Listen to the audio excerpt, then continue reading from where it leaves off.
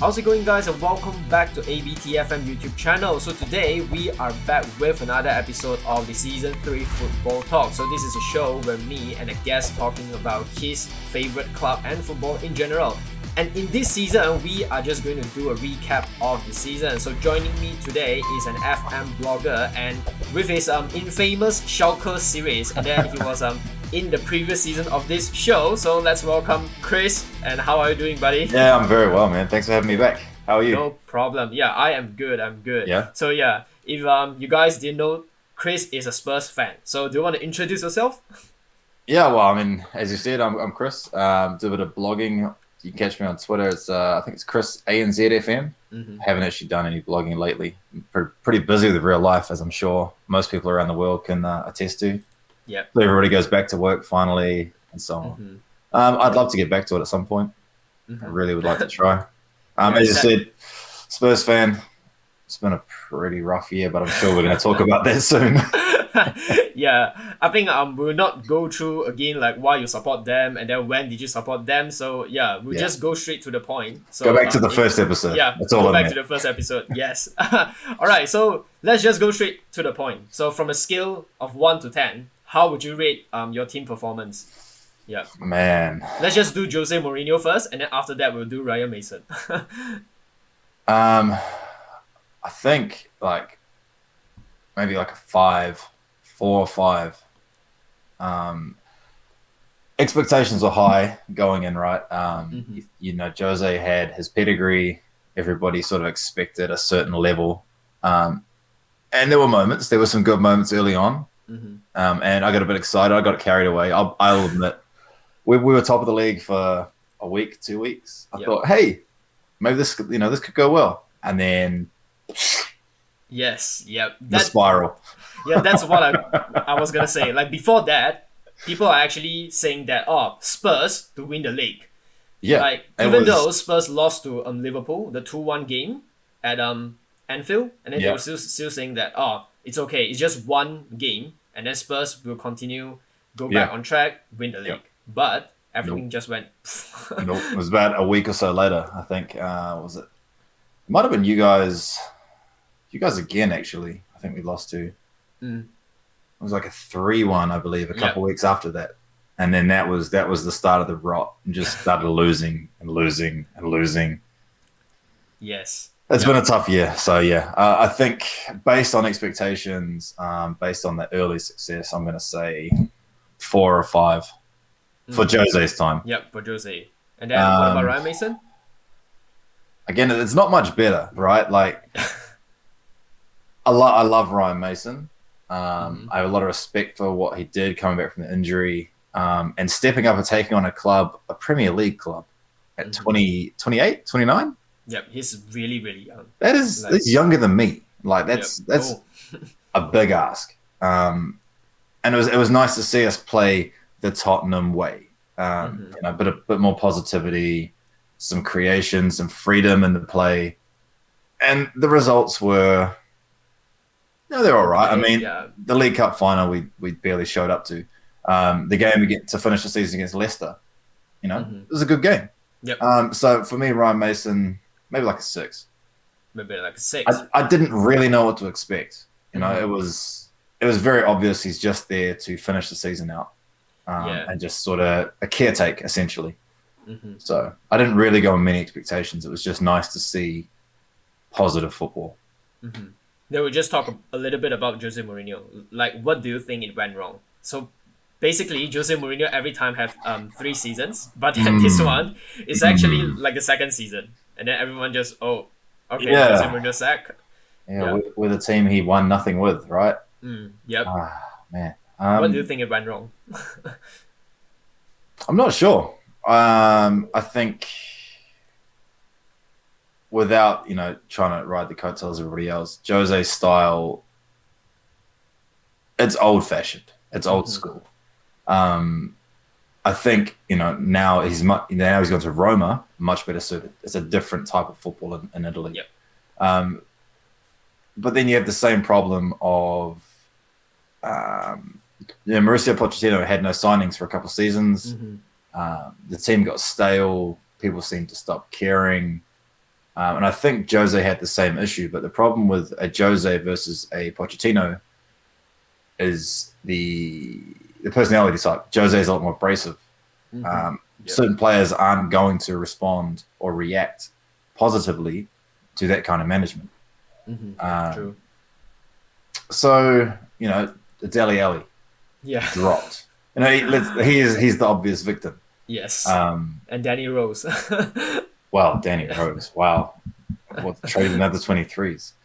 Yeah, so you know what I mean? Like, so players like that are not going to respond. You're not going to react. Harry Kane, who has this internal drive and desire to be the best he can be, I think would perform under any manager. But guys with not so much lesser drive, because obviously you need a certain level to be at that high elite level, but a Dele Alli, again, as an example, we saw in the documentary earlier in the year. Was this this year? Last year? This year? I think last year. Yeah. It's all kind of blended into one. He's a jokester. He's young. He likes to fool around, and you can see that Jose wouldn't react to that, and a Dele Alli wouldn't respond positively to a Jose Mourinho. So there's that split in the dressing room. It's the old, he lost the dressing room. And it's definitely got a part of it. You could say, I don't think the style, he's not adaptable, right? Yeah, I think his tactics, just like what you say, like too old-fashioned. Yeah. And then dressing room, I mean, like Jose Mourinho always lost the dressing room within like 3 seasons. Yeah, well, there's always somebody that he sort of picks on and it falls apart. And if that guy is friendly with everybody, gets along with everybody, it's very quickly going to dissolve. Because you've got to remember, this team specifically has been together for 4, 5, 6 seasons now. And some of these guys have been together in the youth teams, the under, I don't know, maybe the under 12s, etc. So they're going to have known each other for a long time. You mess with one, you're going to lose them all. Yep, true. And then in terms of his tactics, I agree what you say. Like, because like his tactics right now is really defensive. Like there's no attacking football at all. It's all just counter-attack, launching counter-attack, counter-attack. It will be much more suited for Roma because like Serie A, Italian league, slower. It's a very slower, very defensive as well. Yeah. And then right. And then what about Ryan Mason? Let's talk about Ryan Mason. I think I saw the Pochettino style come back. Ryan Mason got his first senior starts with Mauricio Pochettino. He came back in through the youth, the coaching setup with Pochettino. So he comes from that school. He's going to have that style of football. And I definitely saw almost immediately that was the way we set up. We went back to a 4-2-3-1. Yes. Dele Alli came back in immediately. And it was that same style of football that we'd seen in those sort of peak years, a couple of seasons before. He definitely didn't reinvent the wheel, so to speak, but it was a lot nicer to see having sat through 80% of a season under Jose. Yeah. Do you think it's a right decision to actually sack Jose just before the cup final? Yes and no. Yes, in the sense that it needed, the band-aid had to come off eventually. Also, had he gone on to win it, you can't sack him then, surely. That's yet another PR nightmare, and there's been plenty of those this season. So I think it was a bad time for the club in hopes of winning something, because Jose always wins something, except for now. But I think you would have had a much harder time sacking him had he won that trophy. I don't think he would have won it, to be honest. Yes, that's true. But had he won it, it would have been way more difficult to justify sacking him. Yeah, because Jose Mourinho actually did, I would say, really, really poor. Like, besides league, you actually lost in the Europa League. But let's save that for a little bit later. Yeah, okay. Yeah, sure. So, did you hear the rumors of next Spurs manager? Because like when they sacked Jose Mourinho, they actually don't really have any replacement sorted. Right now, the rumors were saying that the former Roma manager, Pablo Fonseca, is actually going to come to Spurs. So what do you think about that? Like, you sack Jose Mourinho. Jose Mourinho go to Roma, and then you just exchange the manager. Yeah. What do you think? I'm still not sure. I mean, it's hilarious to begin with. As you say, it kind of feels like it's a swap deal. Mm-hmm. So, and it's kind of just hilarious that that's what would happen. And sort of based on the list of managers we've gone through to get to this point, mm-hmm. It was Mauricio Pochettino for a minute was going to come back. Yeah. Antonio Conte was supposedly signed, sealed, ready to go. And now Fonseca. I'll admit, I don't know a lot about him. When I first heard the rumors, I was like, hey, isn't that the 6 substitutes guy? When the guy can't count to 6. Like, why do I want him managing my club? But having sort of looked and dug a bit deeper, Roma haven't looked that bad. Mm-hmm. Perhaps with, I don't want to be offensive. I don't really follow Roma, but with more quality. Should Harry Kane stay? HeungMin Son, Harry Kane, maybe Gareth Bale comes back. What can a Fonseca do with that talent? Mm-hmm. Maybe his Roma side is too expansive for the Italian, Italian league. True. So I don't know. I don't know yet. Yeah, but I guess we'll just wait until the deal is done. Wait until it's actually it's actually announced. Okay, this is the new Spurs manager. Right now it's just all speculation. Yeah. So the next question might be a bit tricky because next season prediction. What do you expect? Right now we don't really have a manager, but next season, what do you expect? I'd like to think we've got a pretty good chance of winning this Conference League. Yep.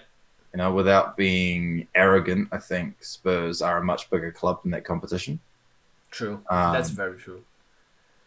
The Europa League, for example, you can see the level of talent that makes it to the end of that tournament. But this Conference League is... Yeah. It's a much... So I don't really know what to expect in that, but I would like to think that not necessarily win it, but go to the final, go to the semi-final. In terms of league... we need to go back to the Champions League. Yeah. But in saying that, with the strength around the Premier League at the moment, is just a top 6 finish. Something you have to be happy with. Yep. Yeah, but then I saw a lot of memes actually saying that because Spurs did not win a trophy before, right now they actually qualified to the Conference League. So let's see if they can really win that first ever trophy in the Conference League. Well, it'd be nice, right?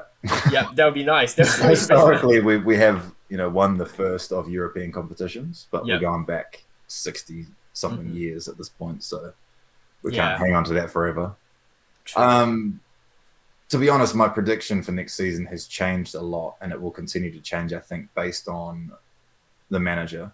Mm-hmm. Initially when I thought maybe Pochettino comes back, I thought, maybe we just tear the team apart. We do this painful rebuild he spoke about. And I could settle for outside, maybe the top 10. Mm-hmm. If what I saw was progress, both on and off the pitch in terms of the playing staff, the playing style, et cetera, et cetera. Mm-hmm. When Conte came in, I'm thinking, hey, top 4. True. Yeah, he's Conte, a winning manager, right? So Fonseca, again, I'm not sure. I don't know what to expect of him. I don't really know what to expect of next season. Yeah.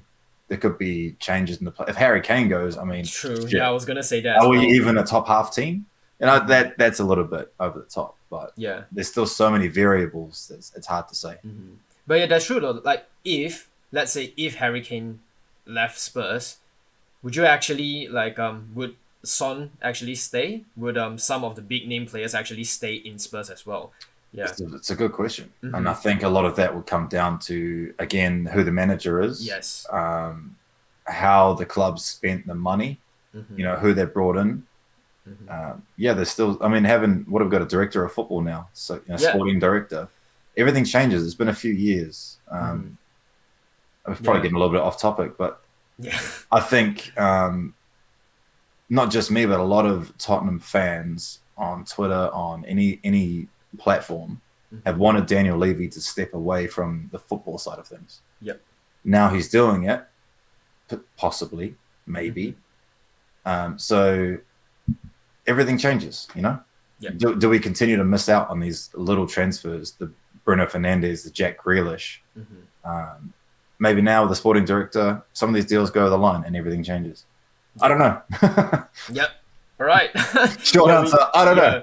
Yeah, that's true though. Like it's really, really hard. Like without a manager, I mean, like that's the key. Yeah. Like that's the key thing. You have to have a manager, and then fans can expect like, oh, next season we're gonna finish top half, we're gonna finish top 4, we're gonna win the Conference League and such. Yeah. So let's just come back and then talk about the best and the worst in this season. So yeah, let's just start with best moment of the season. What's your best moment? Yeah. Jose Mourinho getting sacked. Oh, really? I mean, kind of. Yeah. I think you have to go back early. The Manchester United game, the 6-1 at Old Trafford. Yep. That's definitely a high point, and one that I really thought, wow, we could do something this season. Yep. What else? I was gonna say, what about the final day in the league? 4-2 win against Leicester. And then you guys qualified to the Conference League. And then Leicester actually drop out top 4 again. I mean, that was just crazy, right? Like, yes. It was kind of not stressful as such, but it was that how do you say? Like it had the excitement, right? You know, all the ramifications of this result, that result, and so it just had that. So yeah, in a way, it was a high point. It was a good part, but I think on the pitch it had to be the United game. Yep, the United 6-1 win. Yeah, that was really, really good. That game. Yeah, and then what about the worst moment of the season? Do you want to have a guess? I was gonna say probably. I was gonna say cup final at first, but then I thought like actually maybe not. And that worst moment probably is like being knocked out from the Europa League. Yeah. Because that one is like really painful. Yeah. That second leg is atrocious. Yes, yeah.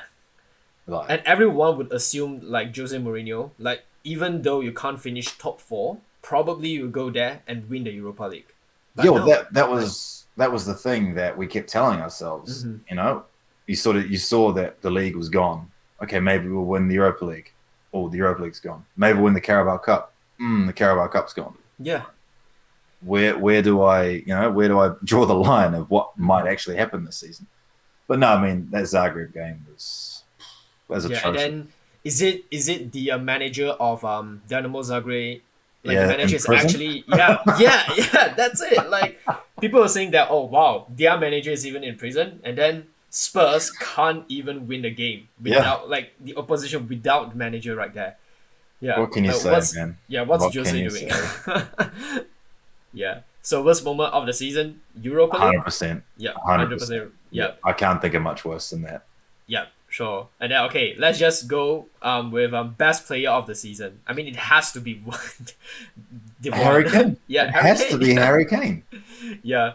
Let's talk about Harry Kane. Yep. How many people have won Golden Boot and the Playmaker Award? Actually, at the top of my head, I can't think of anyone right now. Yeah. I mean, I know the Playmaker Award is new, but obviously there's assists tracked. Yeah. I don't think anyone's done it before. Yeah, I don't think so. Yeah. It's pretty incredible.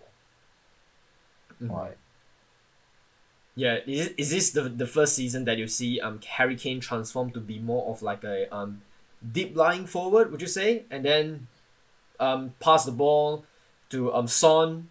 Yeah, is it the first season that we see Harry Kane actually drop back to the midfield and then involved in the attacking movement?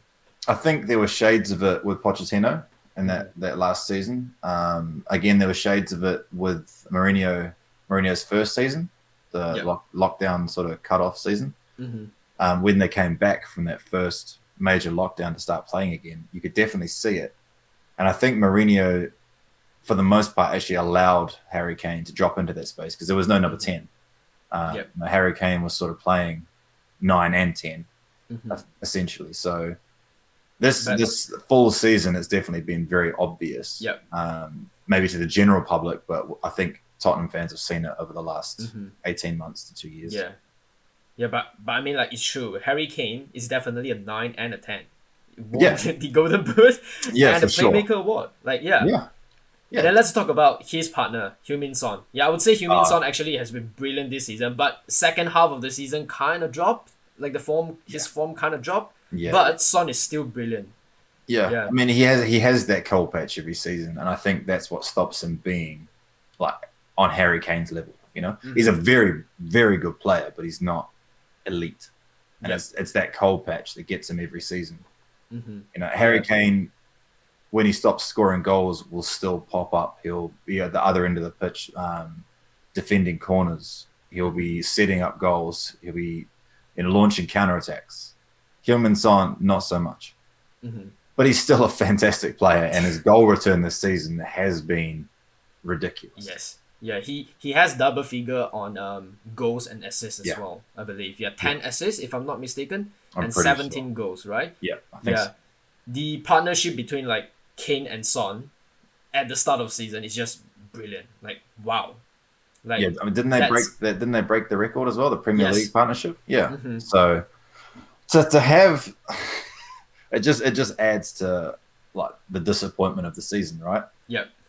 To have Golden Boot, top assist, top assister, the highest scoring partnership in the history of the Premier League, and we finish where we finish, you know, with nothing to show for it. Yeah. Yeah. All right. Next up, let's talk about Gareth Bale. Do you think this is a successful loan spell for Gareth Bale? I think yes. Once you get past the initial hype, you know, everybody was so excited about the homecoming. A lot of people thought he was going to be the same guy he'd been the previous years at Madrid. Nobody sort of thought, wait, hang on, he hasn't played in almost 2 seasons. To begin with, it was atrocious. He's obviously injured, unfit, whatever it was. But when you come to the end of the season now and you see 10 goals, you know, a handful of assists, and at that Leicester game especially, you could see he was back in control. He was at not the same a level because the guy is getting older. He doesn't have that same turn of pace, but he has the smarts and the technique. Exactly.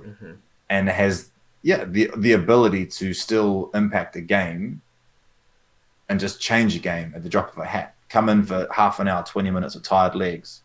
You know, people are starting to fade mentally. Gareth Bale comes in and just changes the game. That Leicester game doesn't end 4-2 without Gareth Bale. Yep, I agree. Yeah, would you want to see Gareth Bale come back to Spurs again next season as a permanent player?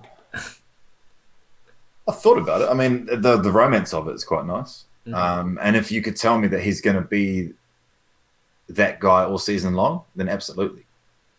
Maybe not at the money that he's on, because I think it's ridiculous to be on that kind of money for what's effectively an impact sub. You know, if we're being honest, he's at his best in that last half an hour off the bench. So I mean, I'd like to have him back for sure, but not at the €500,000 a week that he gets paid. As an impact sub, man. I mean, I wonder whether he'll leave now with Ancelotti, you know, with Zidane being gone from Madrid. I don't know if it's an option. Maybe he finishes the season at Madrid. Who knows?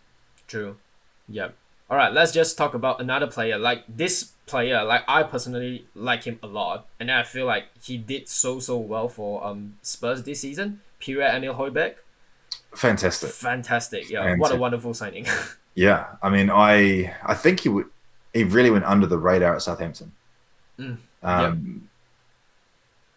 Initially, I was a bit like, you know, is this, you know, everybody, we were crying out for a defensive midfield. I'm pretty sure I said that to you on the podcast, right? The last one.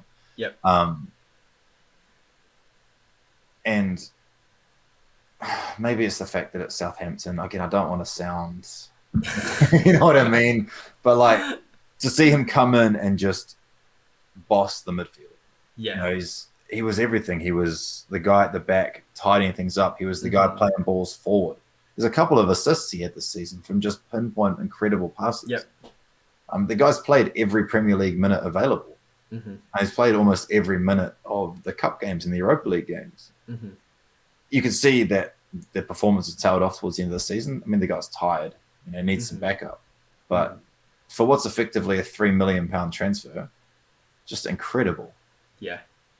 Yeah, I have to agree with you. Højbjerg just yeah, there's a lot. There's actually yeah again like there's a lot of Spurs player actually perform really really well this season, but maybe it's just like that 3 or 4 players, but Yeah. they can't really carry the whole team. No. So yeah, No. that's the big problem. Like football is actually like a team game. Yeah, and not Like, yeah. when your back line, is prone to a mistake. And I mean, anybody that's played football knows the same thing, right? Like there's only so much one side of the team can do. Like you can only attack just so much. You can't go out there and score 12 goals a game. You need the back line to do their job too. Yep. Right. Then let's just move on to the worst player in this season. I would guess probably defensive player. Like, what's your answer? I don't know if I would say worst player. I would say most disappointing. Disappointing, yep. For me, it's Matt Doherty. Oh, Matt Doherty, yes, yep. I expected, maybe I expected too much. Having seen him at Wolves for the last couple of seasons, I thought he was absolutely fantastic. When I found out he was like the #1 target, I was so excited. And I could, you could just picture immediately what he could do down that side of the pitch. Yeah. But this season, it just, for whatever reason, hasn't happened for him. And it's disappointing. I'm not going to say he's the worst player. Yeah. I mean, he probably could be the worst player.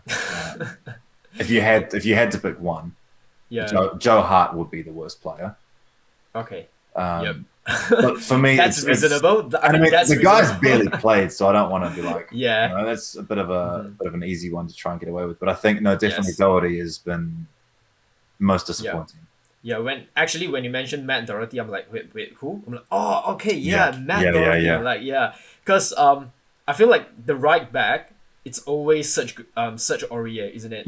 Yeah, and then like you even had to let such Aurier play as a right back instead of choosing Matt Doherty. Then that's really disappointing. I mean, and then Tanganga finished the season at right back.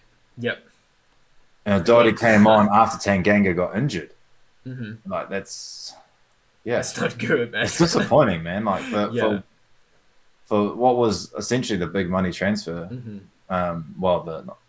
That was the transfer of the off season or the summer. Yes, the hype is actually more than Højbjerg, I would say. The signings. Yeah, because he was supposed to be the attacking wingback to replace Serge. Yeah, even Reguilon towards the end of the season became quite disappointing. Started out brilliantly and then tailed off. So I think there's been a lot of disappointment across the rest of the pitch, as you said. 3 or 4 guys can't carry a whole team. Yeah, right here I've written down Davinson Sanchez. Yep. What do you think of him? I think I said last time the guy needed to go, right? Like there just hasn't been enough improvement in the 4 seasons. I think it's 4 seasons now that he's been here. And at the time, it was one of the highest transfers in the club's history. Yeah. He hasn't shown enough. For me, he hasn't shown improvement, and he still makes these horrendous mistakes. Yes. The guy is I agree. Brilliant athlete, but mentally just doesn't seem to have the concentration or whatever side of the game he's missing. If you could put Toby Alderweireld's brain inside of Davinson Sanchez, it would be incredible. Yeah, I was gonna say like Davinson Sanchez, he has the body, he has got the height, he has like strong everything. He's quick. But then it's just it doesn't work out. Yeah. Not particularly well.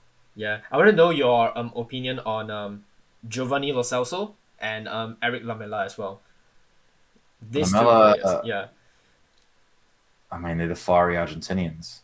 They're just like Eric Lamela. I love for the simple fact that, I mean, it's a cliche, but he plays for the badge, right? Like he goes out there, he fights tooth and nail.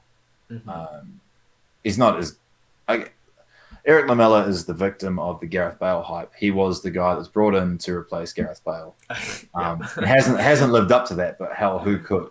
Very few people could have lived up to what Gareth Bale's become. Injuries have ruined him, but I adore him. He's probably not good enough anymore. And it'd be sad to see him go, but like the Rabona against Arsenal will go down in history. And it was a goal of the season, right? Like, yes, I have the picture at the background of the podcast in this episode. Yeah, perfect. I have the picture. Yes, perfect. Yeah. And Giovanni Lo Celso, I'm not sure yet. I'm still not sure. Injuries have prevented him this season. When he's a great ball carrier. He works hard. He defends.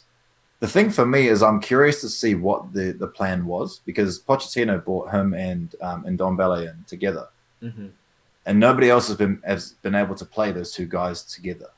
Yep. I would love to have known what the plan was for the both of them, but there's definitely still a place for him. I would pick him ahead of a Sissoko personally. Yep. But again, it's going to depend on what else happens. New manager again. Yeah, that's it, man. That's it. New manager. Yeah, so the worst player for you, I mean, like the most disappointing player for you, Matt Doherty. Yeah. All right. I guess I have everything right here, and now I guess I'll just end our show right here. And thank you, Chris, for joining me today. Yeah, it was wonderful talking to you again. Yeah, man, it's a lot of fun. It's always a lot of fun. Yeah. All right. So guys, I'll link Chris' social media down in the description box below, and then make sure you guys check out his social media. I would say, like, check out his blog, check out his Twitter, and then so if you enjoy watching content, make sure you hit the subscribe button, leave a like, leave a comment, and share to your friends. Also, don't forget to follow me on Twitter. It's ABT_FM to join the discussion of football. So once again, thank you, Chris, and then I will see you guys in the next episode. Bye bye. Take it easy. See ya.